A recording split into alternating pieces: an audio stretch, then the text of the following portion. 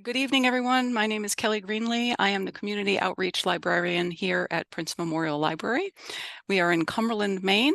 Prince Memorial Library serves North Yarmouth and Cumberland, and we are very pleased to have you this evening.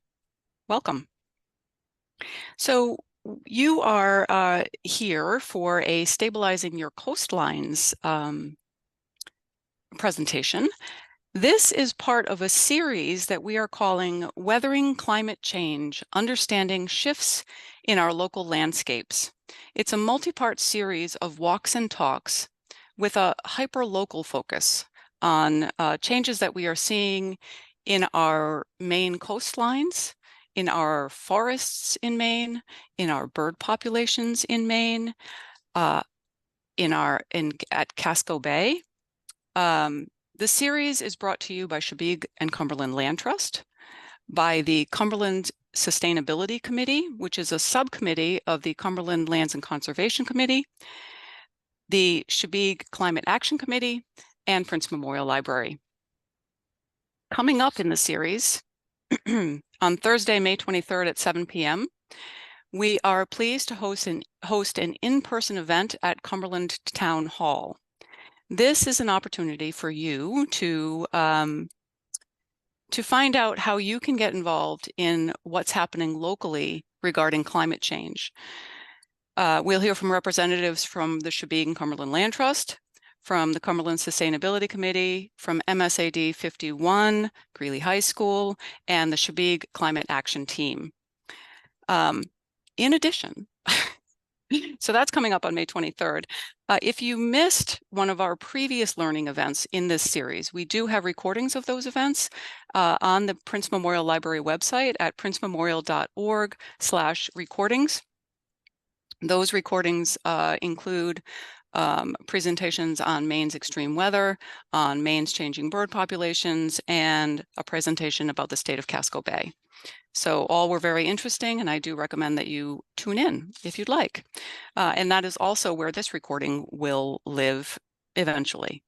Give me about a week to put it together. For now, I would like to introduce you to someone who has been pivotal in putting this series together. Stephanie Miskell is a board member with the Chebeague and Cumberland Land Trust. She also has a particular interest in tonight's presentation because she owns a cottage on Chebeague Island. Thanks for all the work that you've put into this program, Stephanie, and I'm going to pass the baton to you. Great. Well, thank you very much. Thanks everyone for joining us this evening. I wanted to just introduce the Land Trust to you for those that are not familiar. The Chebeague and Cumberland Land Trust serves the two towns of Chebeague Island and Cumberland. Our mission is to permanently conserve and steward natural resources across our two communities for the benefit of current and future generations. CCLT envisions a future where the protection of wildlife habitat, healthy ecosystems, working farmland, and waterfronts is essential for sustainable, healthy, and diverse communities. Tonight, we are fortunate to have two speakers who will inform us about the role of natural solutions for stabilizing our coastlines. Our first speaker is Sara Mills-Knapp, and she works to position Greater Portland Council of Governments as a regional and statewide leader in climate change mitigation, adaptation, and resilience. She leads the statewide Maine Clean Communities program and supports members with technical assistance on key sustainability issues. Sara comes to CPCOG with extensive experience providing technical, financial, and organizational guidance on climate action programs for cities around the globe through her work with the World Bank, the U.S. Agency for International Development, and the C40 Cities Network. She has partnered closely with cities and towns to advance best practices in climate action planning, including data collection and analysis and citizen engagement and governance. Sara has a master's degree in sustainability management from Columbia University in New York and a bachelor's degree in international relations from American University in Washington, D.C. Welcome, Sara, and thank you so much for being here. Thank you. Thanks for having me. Just going to share my screen here. I have some slides. So I'm here really to sort of set the broader context around, there we go. Does that look okay to everybody? Great.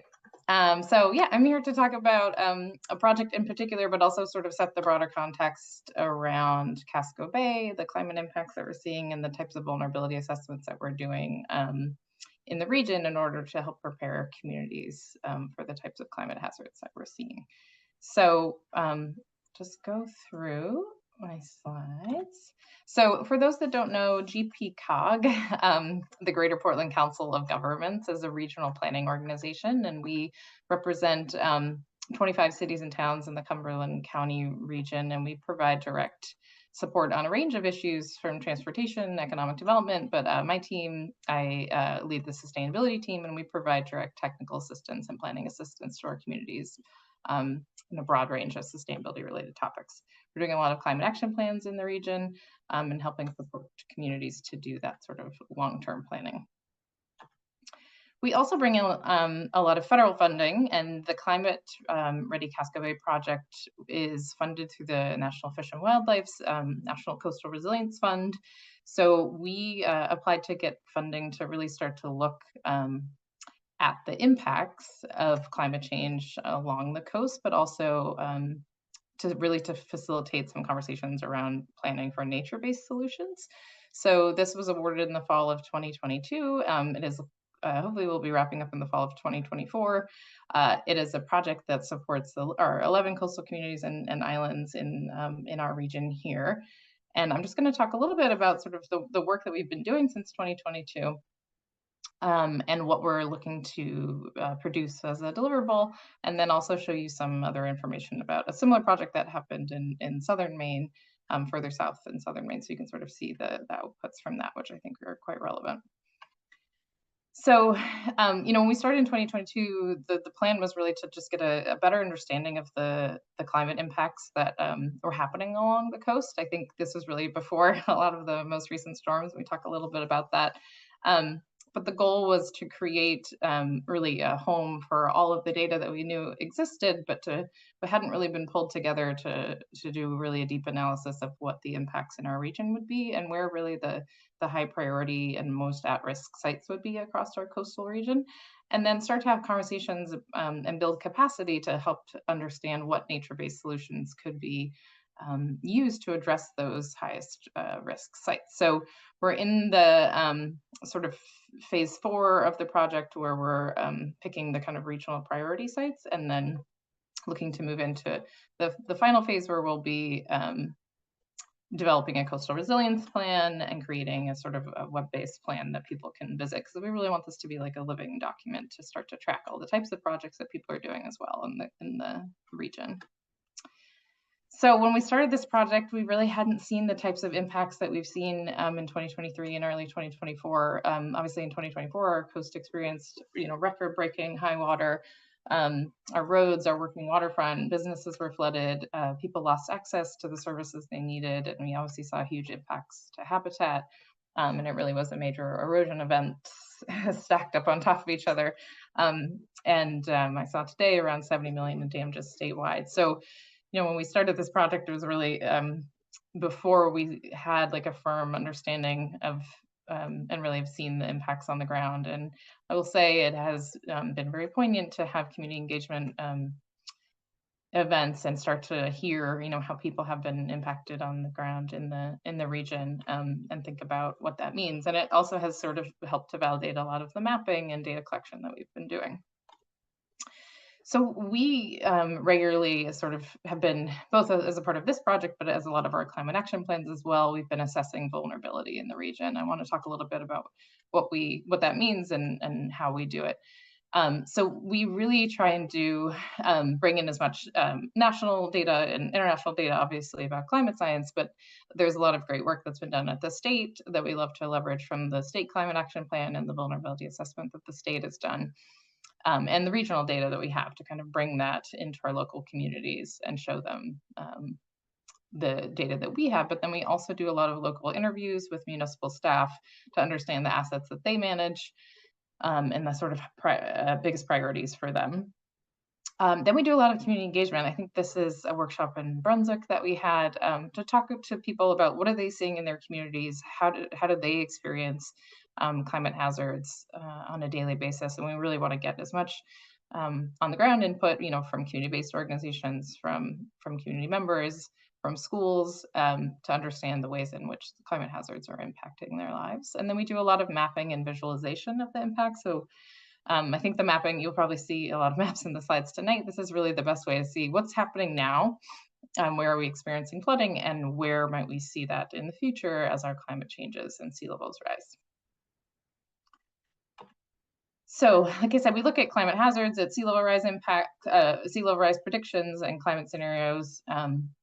And obviously, that isn't the only thing that causes climate impacts. We really try to look at existing social vulnerabilities, and think about how those may, cause people to be more impacted by climate hazards that are coming. This could be, demographics or information around low-income populations, or those that don't have access to cars, or people that are not native English speakers. So there's a lot of different existing social vulnerabilities that we assess within communities. And then also looking at, across not just infrastructure, but looking at the important ecosystems and natural resources that we have along our coast that can be impacted by climate hazards. So we sort of combine all of those things together to look at climate impacts. And we look at not just, what is going to be happening to it in terms of the exposure, but the sensitivity, the degree to which, if an asset was impacted, what would be the results, and then the sort of ability to respond to a hazard. So I think we consider all of these pieces. It's not just, that an area is going to flood or erosion is going to happen, but sort of what is the sensitivity of that particular infrastructure. Some infrastructure is less sensitive, than really critical infrastructure. So we try to include that into our assessment of overall vulnerability. And so a little bit about what we've been seeing in the region. This project is specifically focused on flooding and erosion, both impacts of climate hazards. So these are these are pictures taken in the region as we've been doing the project. Obviously, the community impacts have been huge.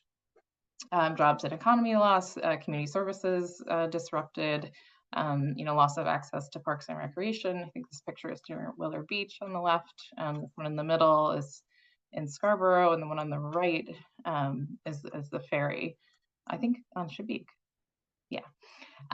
So obviously there's a lot of impacts to infrastructure, transportation, buildings, wastewater systems that we've seen and predicted more into the future, and also an impact to critical habitat and water resources. So these are all things that we've seen and experienced ourselves, but we're really seeing them come out in the mapping and when we look at future scenarios as well. So one of the pieces of the project that we wanted to focus on was to create the data profiles so that people can really see within their communities, what are the types of impacts that my community is going to experience. And this has resulted in a story, what we call a story map of each town. And I will drop all the links in the chat afterwards, so you don't have to furiously try and type them down. So it's the story map of sort of tells the story of vulnerability of each coastal community, looking, like I said, at coastal hazards, sea level rise, erosion, storm impacts, the ecosystems that are within each community along our coast, social vulnerability, and then infrastructure is mapped to look at roads, bridges, and dams. And then we layer flooding scenarios over top of that. So we can really start to look at the sort of intersection of certain roads, bridges, populations, or special, community resources, that kind of thing. So the mapping was really done as kind of an internal tool for us to start do an assessment to see where the highest priority areas are, but it's also really valuable for the community. I think these are sort of not in their final form, but they're, we figured we'd make them available anyways. People like to use them to just check out their communities and see what might happen. So these data profiles I can share, and these are really the basis of the analysis that we're doing, like I said, to kind of create, look at what priority areas in the region might be.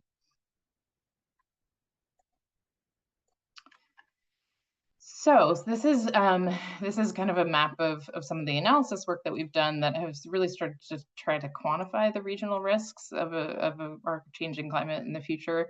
Obviously, flooding of infrastructure, loss of habitat, development pressures on wetlands, and erosion have really come out as kind of the top climate impacts that we're seeing. You can see some of the numbers here. There's extensive road segments that will be inundated, and this is in a flooding. So this is in a storm impact scenario. This is not just everyday sea level rise, and I can talk a little bit about the differences in that. But this is really looking at storms at 2050. So this assessment is further into the future and looking at the impact of a severe storm. Obviously roads to critical services like fire and EMS, and then looking at some of the habitat, coastal bluffs that are eroding rapidly, and then marsh habitat will be impacted. So these are some of the things that we found we think are general priorities throughout the region.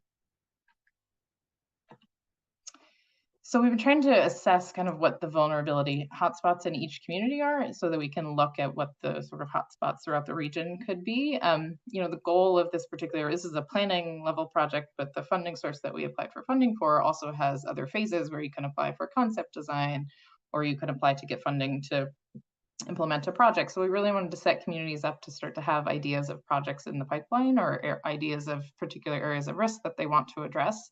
All of this is really designed to help communities start to access funding to get projects done. Not all these sites might be viable for nature-based solutions. I'm sure Seth will talk more about that.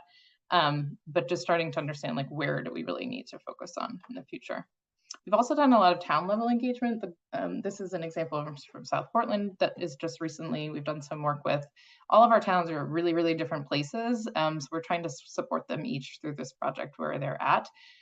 South Portland is doing a comp plan right now, and that was one of our early goals for the project, was to try and connect this type of planning with other long-term planning. So not just have this be done in a silo, but connect it to other planning in communities. So the comp plan in South Portland is being updated right now, and they wanted to really start to engage the community prior to the community decision making around the comp plan, around land use, to talk about what's happening on the waterfront, what are the impacts they've seen, and what it might look like in 2050 and beyond.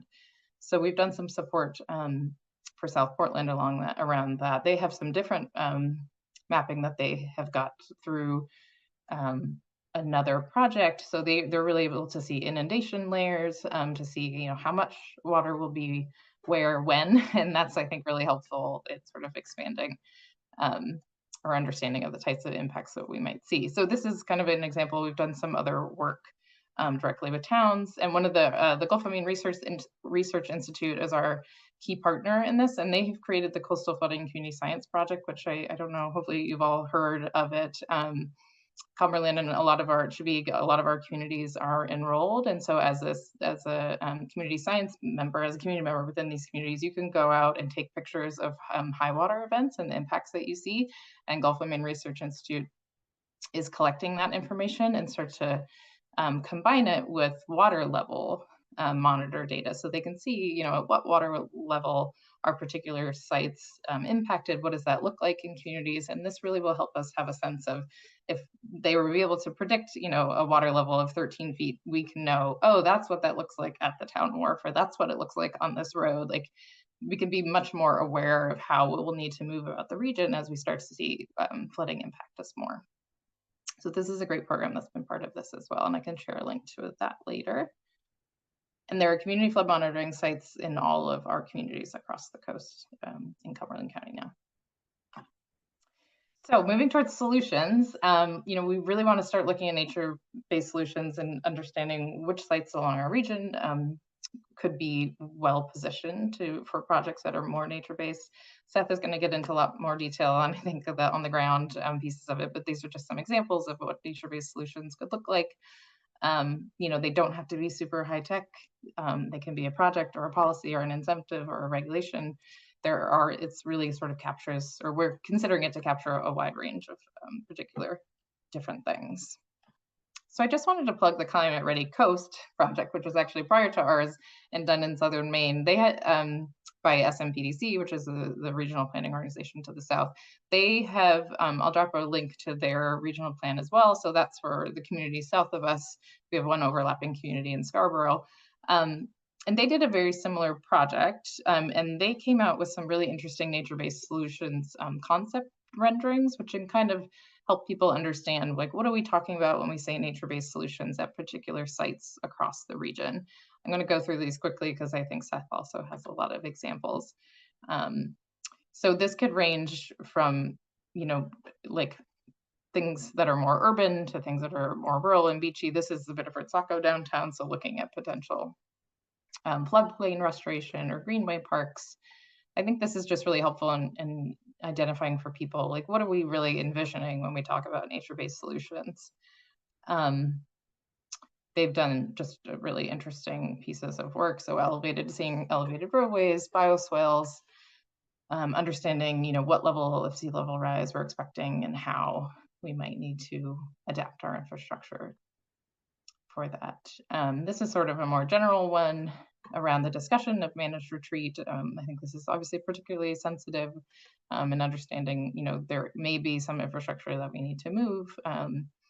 So they did a great job, and I think this is a really good project to look at. So in terms of next steps for our project, like I said, we're moving towards a phase where we can really identify the priority areas and creating a regional vulnerability assessment where we have kind of an understanding of the top priorities in the region. This is sort of a suggested framework that we're looking at right now, highlighting essential travel corridors, especially evacuation routes or areas that are single entry points to neighborhoods that could be cut off. Looking at sensitive infrastructure, municipal services or assets, wastewater treatment facilities or working waterfronts or hospitals, infrastructure that really is essential to either safety or economic operations within communities. Economically important sectors, impacts to tourism, I think, are incredibly important, and looking at impacts to ecosystems that support the economy, like shellfish. And then obviously looking at habitat for critical species and thinking about higher risk demographics. So these are all ways in which we're trying to think about areas of impact across our region and think about what priorities might rise to the top. So we will, this late fall and winter, have a website where we'll have our regional plan, we'll have all of our mapping, we'll have some information about nature-based solutions. And hopefully it'll be kind of a living place where people can go to get information about how to address impacts from climate change and any of the climate hazards that they're seeing in their own communities. So I will stop sharing and happy to take questions.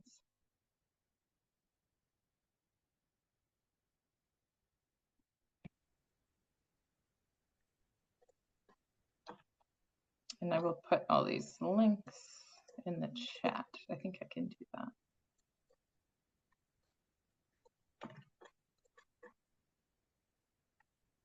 Oh, there isn't a chat, but there is a. Yeah, there is a Q. So there is a Q&A, but I'm not sure that you can put things into it, okay, Sarah. Well, so I can provide those links to people as a follow-up to this presentation. Great, and we have a great Climate Ready Casco Bay website. If you just Google Climate Ready Casco Bay, it'll come up. Fantastic, thank you. Stephanie, I don't see any questions in the Q&A. Right, well, Sarah, thank you so much. And if people come up with questions, I will pass them your way at the end. Great, yeah, I'll be here. Thank you. Thank you. Our next speaker is Seth Wilkinson. Seth is a certified ecological restoration practitioner and president of Wilkinson Ecological Design. Considered a regional expert in the field of coastal bioengineering and ecological restoration in Massachusetts, he has participated in hundreds of ecological restoration projects for land trusts, conservation commissions, and private individuals. Founded on the mission to protect and restore the ecological integrity of unique natural ecosystems, Wilkinson Ecological Design excels in some of the most progressive habitat restoration and living shoreline installations in coastal New England. And Seth has also worked on some projects for permitting in Maine. And so he's familiar with some of Casco Bay. Thanks for being here, Seth. Thank you. Thanks for the introduction. Yeah, so I'll be coming from the perspective of a practitioner. I know SERP isn't a very common acronym. I believe there's only one other SERP in Maine presently, but it stands for Certified Ecological Restoration Practitioner. So we do focus on both the design and permitting, as well as the installation of living shoreline techniques. And we've been doing that for about 25 years. And I'll be taking you through some of the most common strategies that we use. And because we come from a ecological perspective, I find it's usually helpful to start with sort of how do these healthy natural coastal systems function and manage erosion. A lot of the coastal erosion is human induced, whether it be, something relatively minor like boat wakes to global sea level rise, which is primarily driven by the burning of fossil fuels, which I think humans are still the only species that do that. So this is just a little example diagram of how coastal ecosystems function. You've got the area which generally stays below the tide line, the land under the ocean here, and then this represents sort of that general tidal range, where you're going to have sort of the wetter beach, and then the marsh community, the lower elevations, low marsh species, and as you gain elevation, those species change, and they ultimately transition into coastal beach, and then a drier coastal bank community. And all those different plant communities work together to maintain stability while also being very dynamic. Coastal environments are dynamic by nature, and the sort of the higher energy they are, the more dynamic they are. So closer they are to the Atlantic Ocean for us, the more they're going to need to move. There's two sort of primary coastal upland. You have coastal dunes, which are primarily wind deposited formations, and then coastal banks, which are bluffs, which are more of a glacially deposited landform, so left behind by the glaciers rather than blown in by the wind or sometimes the water. And dunes tend to migrate around. Coastal banks can erode, but they don't grow unless there's another glaciation. And so in most estuaries, you should have a salt marsh, fringing marsh community. And if you look throughout Casco Bay, you'll see lots and lots of fringing salt marsh community, and you'll also see a direct correlation between where there's extensive fringing marshes and then coastal stabilization just to landward. That it's not a coincidence. And that's up and down the New England coast. If you look down a little bit lower in a situation without a fringing marsh, now that's what you would expect to see in a normal environment on the Atlantic Ocean. So the ocean side of the islands here in Casco Bay, South Portland, Cape Elizabeth, and same thing moving north, you're going to still have that intertidal area, but without the marsh, you're going to have a more actively eroding landform. The ocean is interacting with the upland landform more frequently. And again, in the Atlantic Ocean, we would not expect to see, it's too dynamic for a salt marsh to become established. So we wouldn't expect to see it. But in most other communities, most other estuaries, even high energy sort of velocity zone type estuaries, we would expect to see fringing salt marsh. So one of the first things we do is look for that. And if we don't see that fringing marsh community, we look to ways in which we can put it back. And this is these are some of the materials that we tend to work with. These are all biodegradable materials. And we go through lots of coconut fiber, also known as coir. Coconut fiber sort of naturally resists normal photo and biological degradation. Sort of makes sense if you think about coconuts, which float around for many years, usually in a tropical sort of high salinity, high UV radiation areas would make sense that their fibers would resist degradation until they wash up on some tropical beach and form a new coconut palm tree. And so how we sometimes use those, this is just a section, you don't need to read all those notes, but just to give you, sometimes people do better with section views. We can take those materials and basically create little simulated salt marsh peat beds, anchor them in place, either depending on the level of exposure. Sometimes just wooden stakes are enough. Other times we'll use like a bright steel aircraft cable. Bright steel actually breaks down pretty quickly in a marine environment because it's not galvanized, and anyone who's ever left something that's not galvanized near the shoreline knows it goes away pretty quickly. So in section view, that's what these things look like. We just make these up by hand, and we use that biodegradable fabric, incorporate some organic compost inside there, some loose coconut fiber, a little bit of sand, basically all the building blocks of peat, and then of course the plant materials, which are the most important. If an area is not accessible by machinery, you can only bring technicians in, sort of walking in all the materials. That's a great option because 2 people can carry those. They're about 3 foot by 4 foot in dimension, a few inches thick. Other times, if we can get in with some small compact equipment, we'll rebuild a salt marsh in place, and that's what this looks like in sections. So we bring in all those same materials, the sort of those building blocks of a healthy peat shelf. The peat shelf that forms over time is really what helps the salt marsh species to anchor into the soil, so that they're not just sort of sitting in loose sand and more prone to washing away.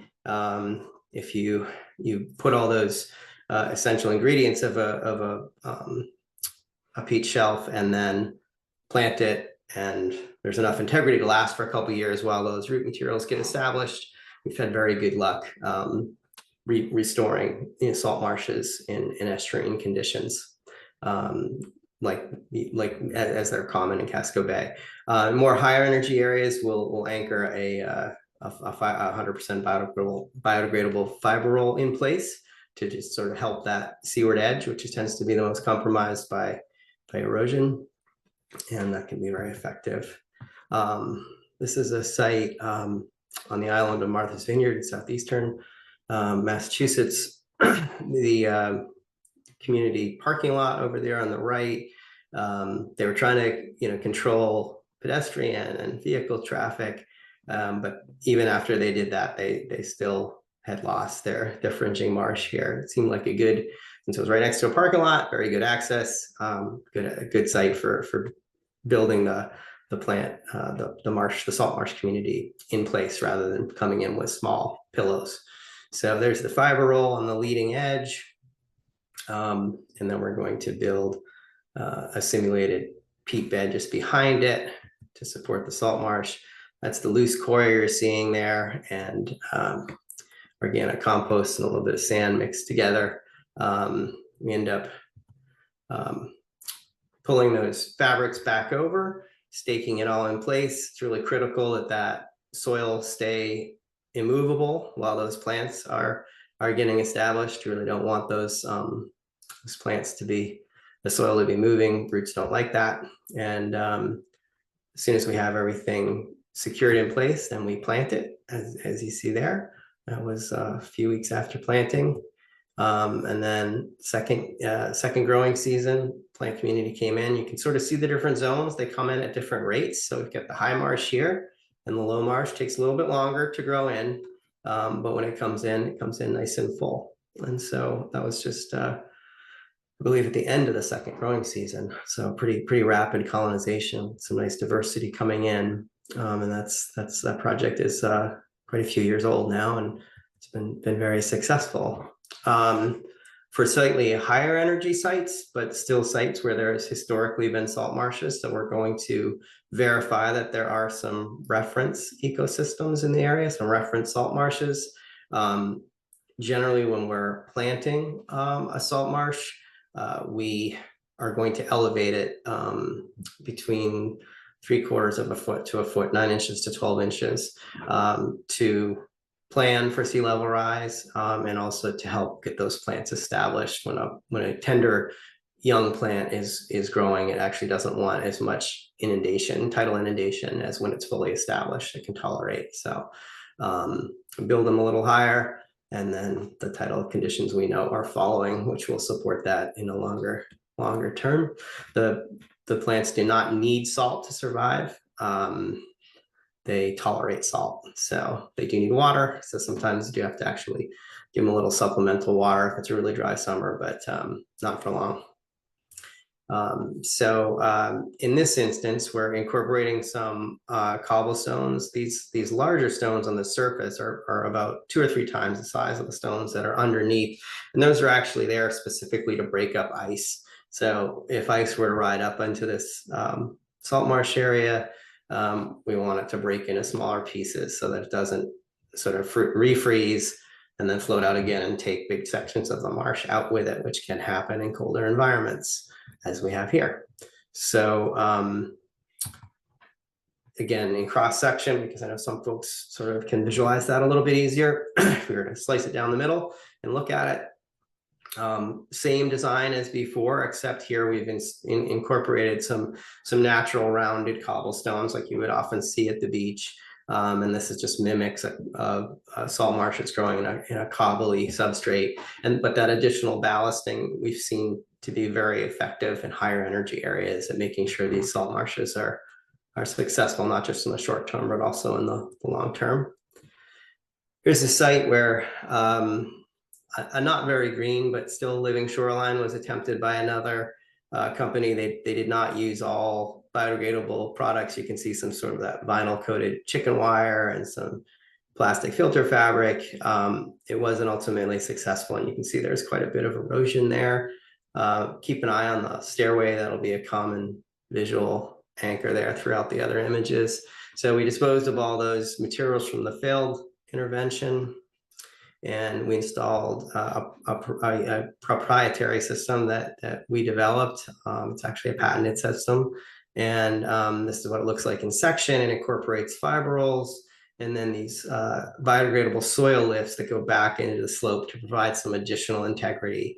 While these are biodegradable fabric, when they're buried in the ground, they tend to last longer. So you'll see anywhere between 5 and 10 years of life of those fabrics. They'll be starting to break down after year 5, but they provide a little integrity while the plant materials are growing in, and really rooting into that environment, which is always the goal in these living shoreline techniques. Is long term, we want the plants to be doing the stabilization.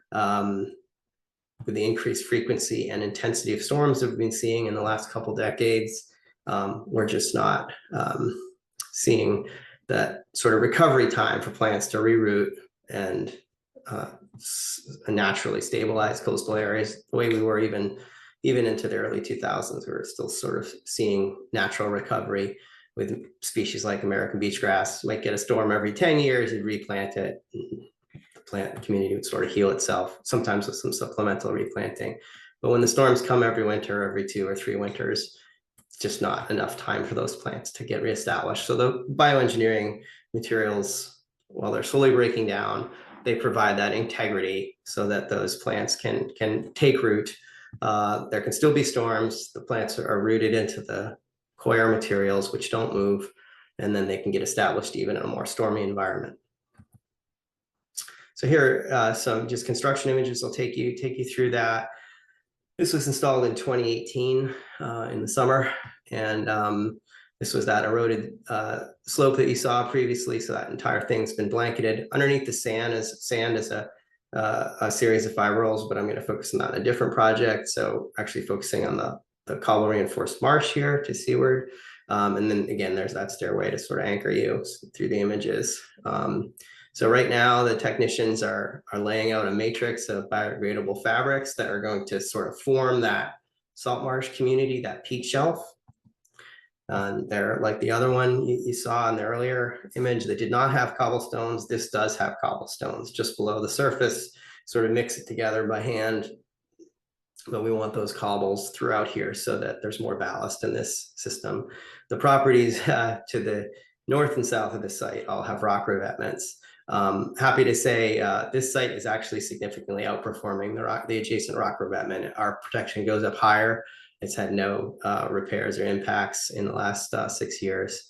And because it's higher level of protection, the revetment has been regularly overtopped. And so it's nice to see a soft alternative outperforming a hard one.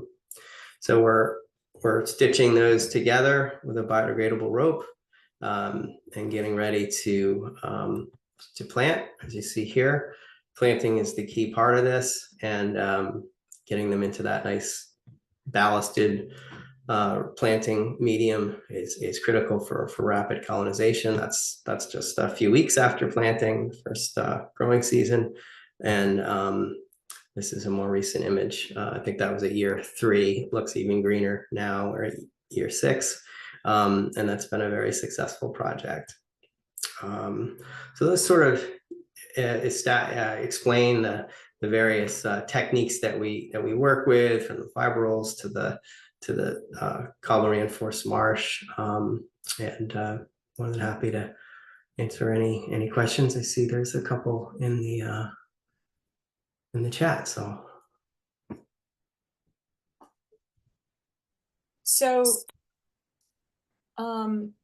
it looks like one question might be for you, Seth, and the other one is for Sara. Seth, how would your shoreline materials integrate with any preservation of shoreline birds, such as the piping plover nesting sites here in Maine? Yes. We commonly work, plovers are located throughout coastal New England, and we've had a lot of experience working with the various agencies that protect those federally endangered species. We have permitted projects directly adjacent, so just a few feet away from active known nest sites. The time of year that the work is done is really important so that there's no conflicts with habitat, because the birds are seasonal. They're not here in the winter. That's typically when the construction occurs.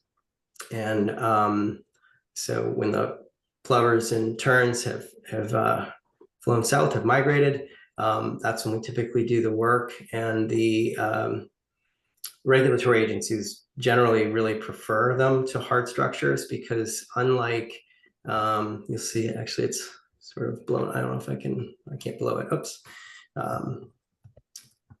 This image right here, we're integrating into a hard structure. So that's a vertical structure. When a wave hits that, the wave energy reflects back. The more vertical and the harder it is, the more reflective it is. And so what you tend to see is energy hitting hard structures, then the energy goes down and side to side. So it exacerbates erosion wherever it doesn't exist, particularly in front of seawalls. The typical vertical seawall story is you put it in, beach lowers rapidly because of the reflected energy. Then you add rocks because the beach is getting too low.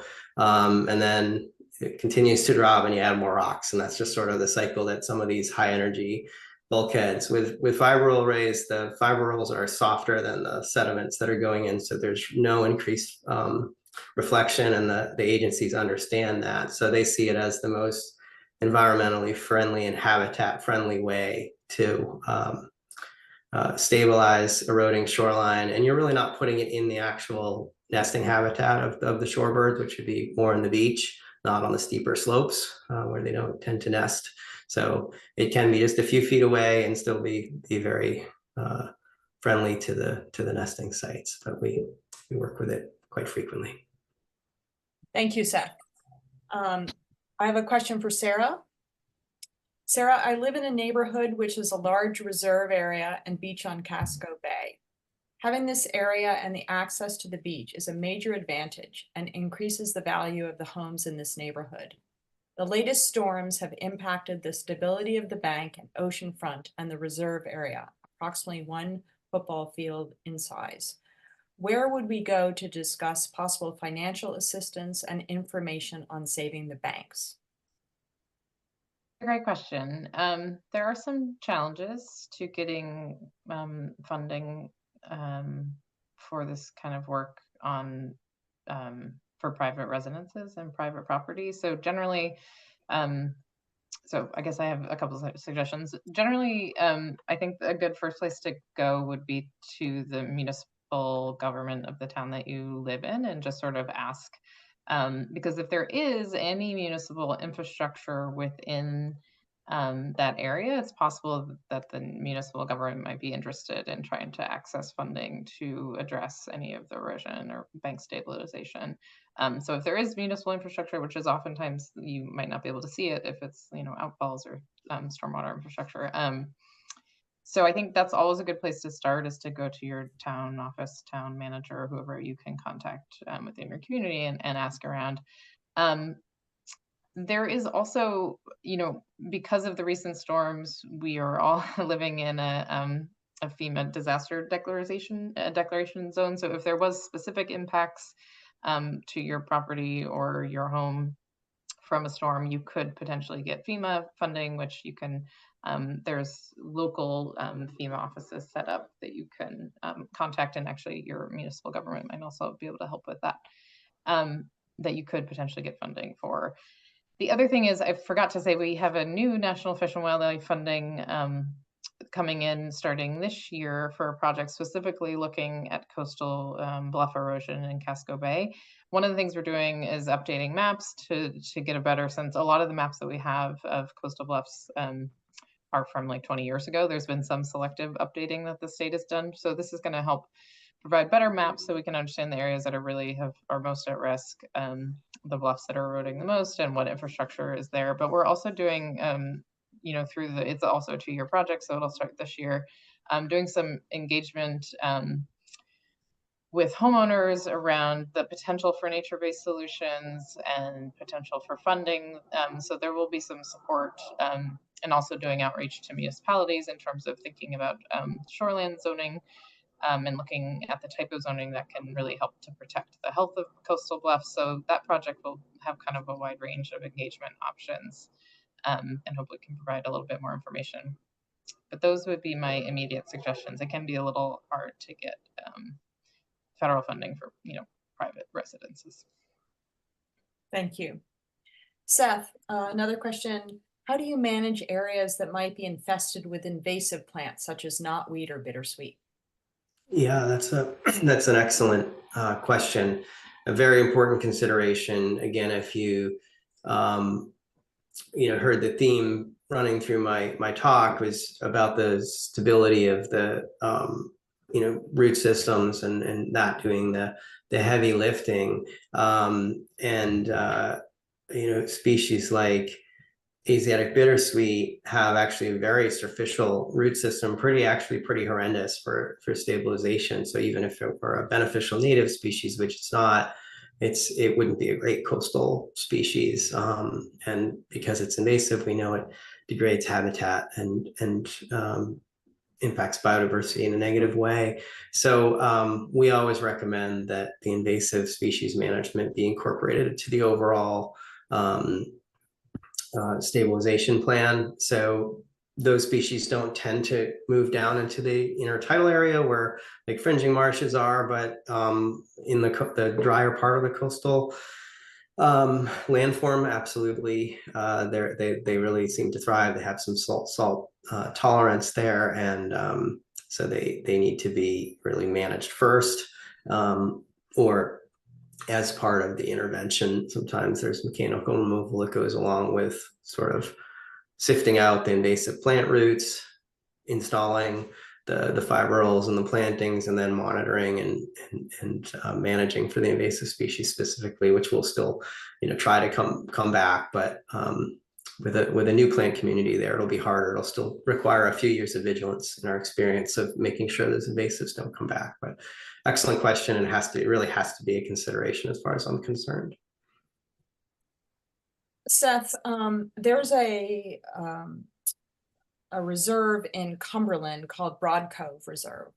And it reminds the person who asked this question of your quote, "without a fringe marsh" example. And the question is about, do you know of any public sites that have done some sort of interventions for an area that is without a fringe marsh, but looks similar to some of what you showed us? And would you have any suggestions for this town property? And I realize you may not have been to this property, but if you could speak to, do you know of any other public sites that have done some of the without a fringe marsh like you showed us that maybe are in Maine? Yes. So I just quick aerial image here. The questioner is very adept in that, and that example. So all of this area, if you can see my cursor, looks like still has a healthy fringing marsh. This is a winter dormant season image, so actually you see things better usually that time of year. But this is the marsh that'll be green in the summer, so the leaves are off the trees. And then there's a lack of a marsh as you get out into other portions of the reserve. Looks like there's some ledge poking up through here, and there's the pier just for reference.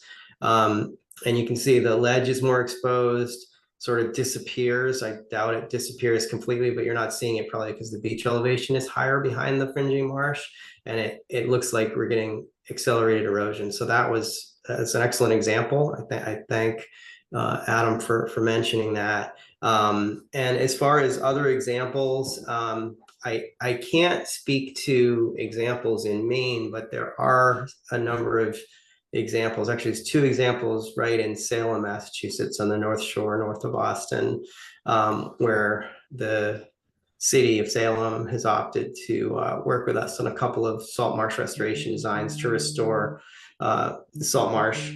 And then one is at Collins Cove, which is a public area in Salem, if anyone's in the area, and the other is Forest River Park. And those are two successful restoration methods that we designed and oversaw the construction for.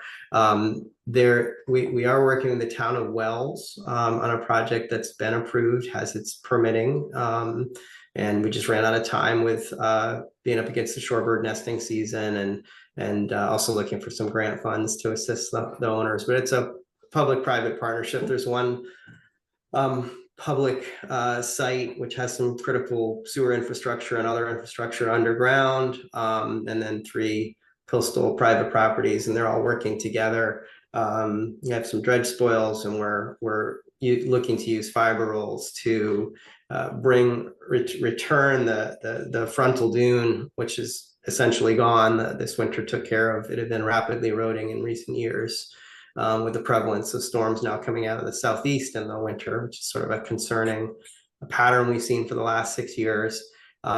So we use those fiber rolls in a way to essentially create a seaward bookend, and then recreate the coastal dune behind it, so that if there are storms that hit before all the dune vegetation is reestablished, then the sediments will still be protected. In Salisbury Beach, in northern north of Boston and North Shore in Massachusetts, I believe the municipality invested about with the private partnership invested about $600,000 this past winter just to pile sand up to replace the sand dune, and we're likely going to plant it. However, one of the last storms of the winter removed all that sediment, so $500,000 plus of sediment was gone. Made national news in a single storm. So that's the benefit of using bioengineering in conjunction with large volumes of sediment, and then planting, which takes years. It really takes a good 7 years for coastal plantings to really get established. So those things can be used together, and that's what we'll be doing in Wells. So that's not a salt marsh project in Maine, but that is a permitted project in southern Maine. Thank you. Seth, another question. For areas with a rocky, shrubby shoreline, do you have recommendations for stabilization using woody plants? Certainly. I mean, we don't do a lot of work like exclusively with woody plants. Woody plants are usually a component of a healthy plant community, but so are herbaceous, and the herbaceous species, the grasses and the wildflowers that typically grow with the woody shrubs, like bayberry, the Virginia or Carolina rose, our native roses sort of resemble the exotic rock spray rose or rugosa rose, and even beach plum in smaller numbers. Those are all sort of your typical maritime coastal examples of maritime coastal shrubby plants. Those will commonly grow in amongst sometimes American beach grass. Sometimes we even see like salt marsh hay, which is we associate with salt marshes, but that will grow in the upland. Sometimes warm season grasses like little blue stem commonly grow on coastal landforms. So we find that the best approach is to have diversity, making sure that they're salt tolerant species, because you're probably going to get a lot of salt spray at a minimum, periodic inundation. So incorporating herbaceous species as well as the woodies can be a great approach. The woody plants take a little longer to establish than the herbaceous. So again, another reason to sort of use them together.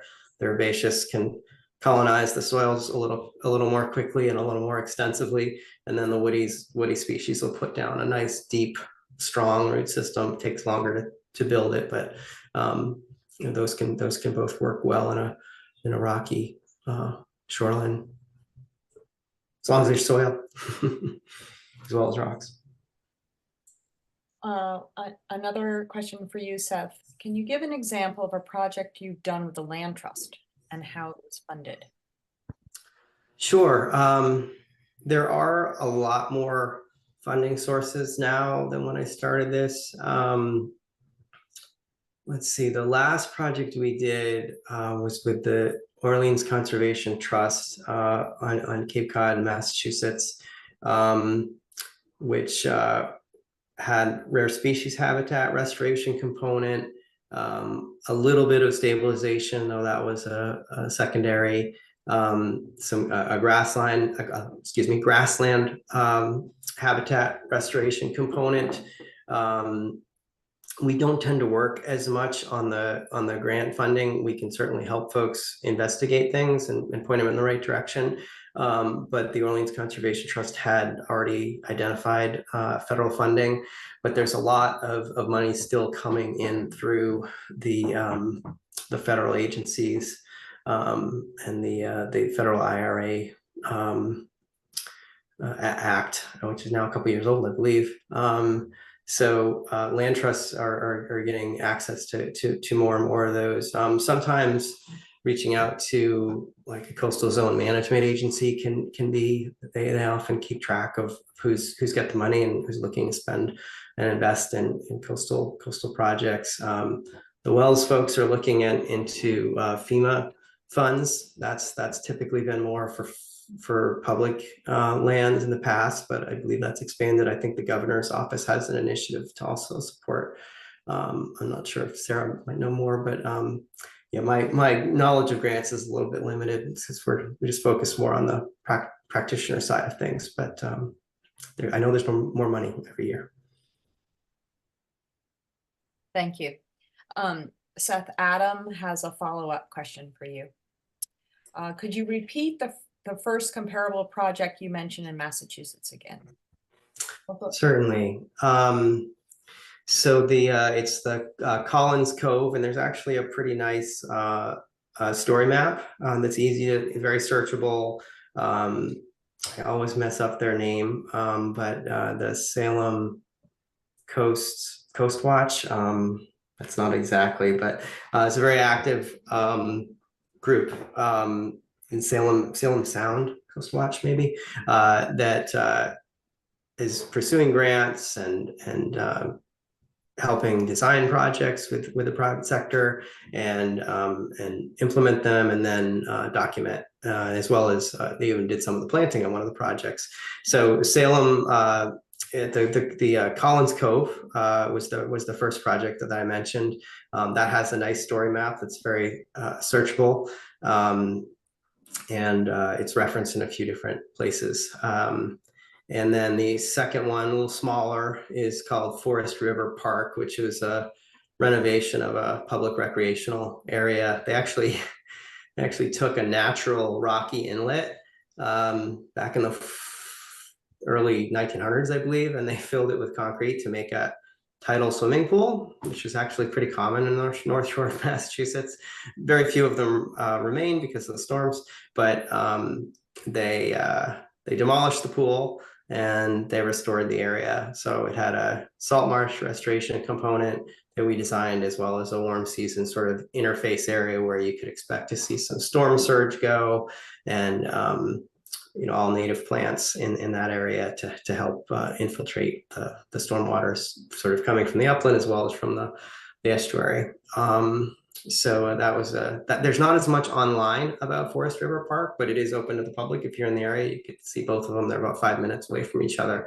And if you're not up for the 2-hour drive, the Collins Cove project is a lot of information on that online. His question goes on, or his comments. Seth, you can see some of that. Yes. Just wondering what might help others listening in to learn more about this. I guess to make the comment that obviously Broad Cove has that line, which is with the steep bank, and maybe you could. Yes, absolutely. So neither of those Salem examples had a steep coastal headland or bank associated with it. It was really intertidal, and then the typical area, the transitional area above that, which is sort of subject to periodic inundation during storms. So all of that was restored in both of those sites, but there was no big bank stabilization element. The last project that I showed in my presentation would probably be more similar to Broad Cove when you're talking about the coastal erosion of the upland landform. So some sort of fibrils, provided the ledge isn't always compatible with anchoring of fibrils. If there's not a lot of soil, you generally need about 3 to 4 feet of soil to set anchors for fibrils. You can set it into ledge, it just gets a lot more complicated. So we do a lot of soil probing in the design process. I was just doing that last week in Cape Elizabeth at a site which has a finger of ledge coming up through the beach, and positioning the fibril array to stabilize the upland landform. You just sort of need to make sure you have sufficient soil depth, but that last project that I highlighted in the case studies was probably a better example for the specific conditions at Broad Cove. Thank you. Does anybody have another question? Those were really high quality questions. Thank you. Thank you so much to both of you for sharing so much with us this evening. Our pleasure. Thanks for having me. Thank you, everyone. So this was very informative. I know that people were very interested. We had some great questions. So thank you for your time and for your knowledge and for sharing so much information with us. Stephanie, thank you for facilitating. Seth and Sarah, thanks so much for allowing us to share your time. So we will say good night.